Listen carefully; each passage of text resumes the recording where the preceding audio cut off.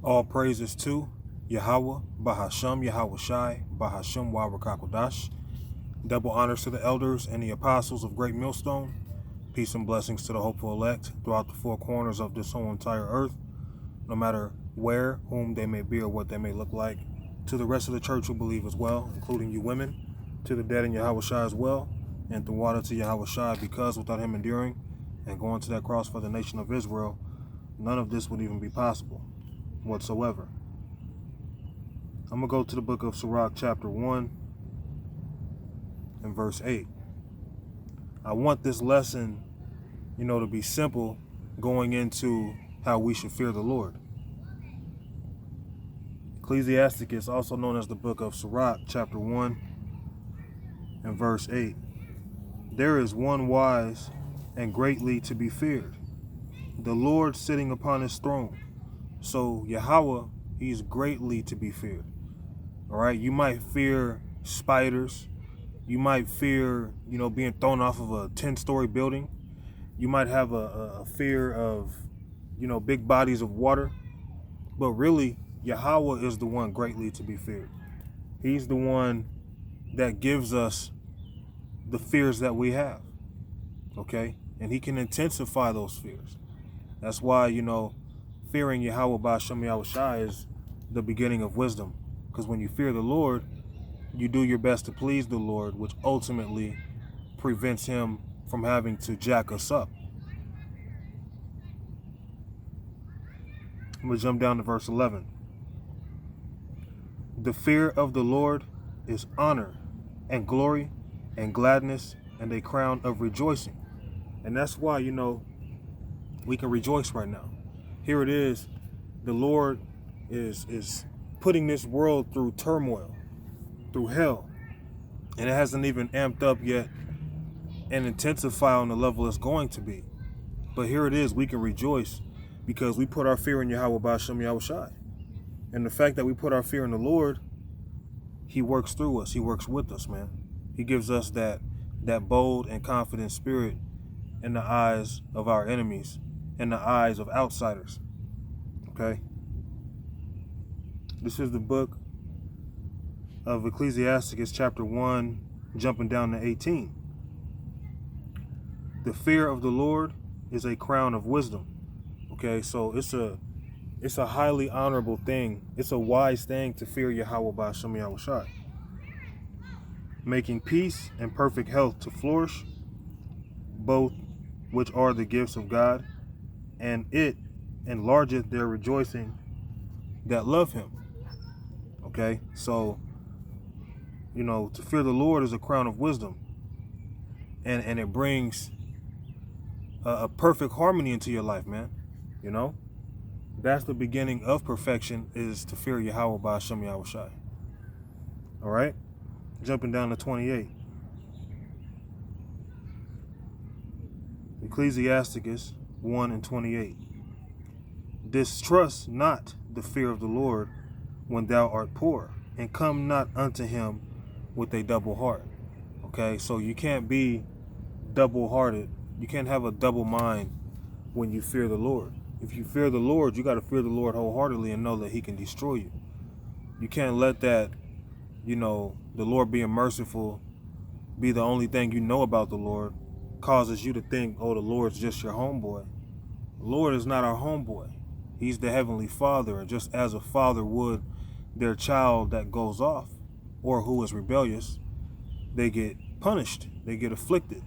And just as a child who does right by their father, they get rewarded.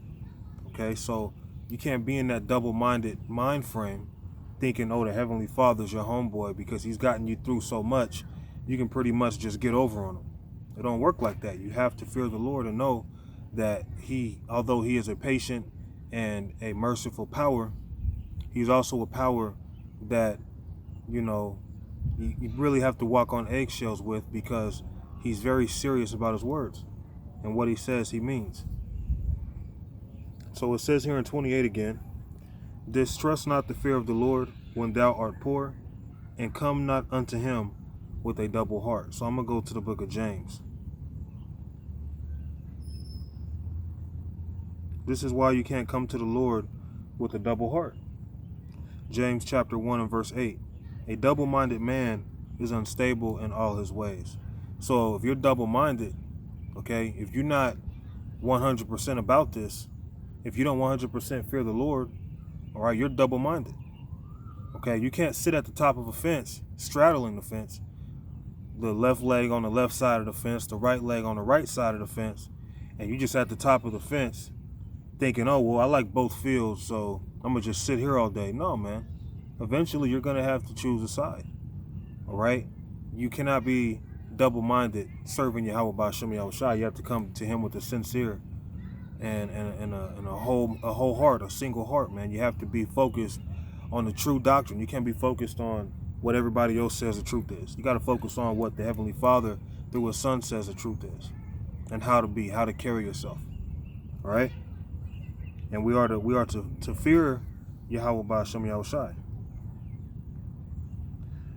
And now we're going to go to Baruch chapter 3 and verse 7. And for this cause thou hast put thy fear in our hearts, to the intent that we should call upon thy name and praise thee in our captivity. For we have called to mind all the iniquity of our forefathers that sinned before thee. Okay, so here it is in our captivity. We have the fear to understand, we have to call on Yahweh B'Shem Yahushua. We have to, man. Okay, because see, if you calling on your mom, like George Floyd, or your father, or 911, these things can let you down, intentionally or not. Yahweh B'Shem Yahushua is faithful to those who abide by him, period. There's no double-mindedness with the Lord. So when you fear the Lord, things go right with you. You walk differently, because you know that doing this or doing that can get you punished, and you ain't trying to go through that. Okay? And for this cause, thou hast put thy fear in our hearts, our mind. Okay, remember, you can't be double-minded. You have to fear the Lord with all your mind, all your soul, man. To the intent that we should call upon thy name and praise thee in our captivity. So you got to fear the Lord to the point you submit, man. You got to fear the Lord to the point you asking him for help, because you know he going to be the one to whoop your ass. You got to ask the Lord to help you from his destruction. Okay? And praise thee in our captivity, which we are still in this day. For we have called to mind all the iniquity of our forefathers that sinned before thee. Going back to the book of Sirach, chapter 5 and verse 5. Concerning propitiation, be not without fear to add sin unto sin. So we have to fear Yahweh B'Shem Yahushua. We can't be without fear adding sin unto sin, because when you don't fear the Lord, that's when you get reckless, and that's when you get careless. When you don't fear the Lord, okay, that's basically, when your decision making become irrational and self-willed, self-driven, driven off lust, driven off anger, driven off of, things that can lead you to destruction. You have to fear the Lord. And fearing the Lord is what keeps us straight. It's what keeps us sober-minded, okay? Not getting drunk in all the philosophies in this world, all right? So you can't be without fear. You have to have fear, man. You have to wholeheartedly fear Yahweh B'Shem Yahushua and understand he's the only way out of what's coming. And it's going to get really bad out here. And you have to understand what we're telling you as, men who are set up to come out here and do this. We're receiving the message ourselves. We're not just telling you and then we're just, in a whole different mind frame. No, man, we're telling ourselves these things too. As we're watering you, we're watering ourselves. All right? So I'm going to read this again and I'm going to close it out.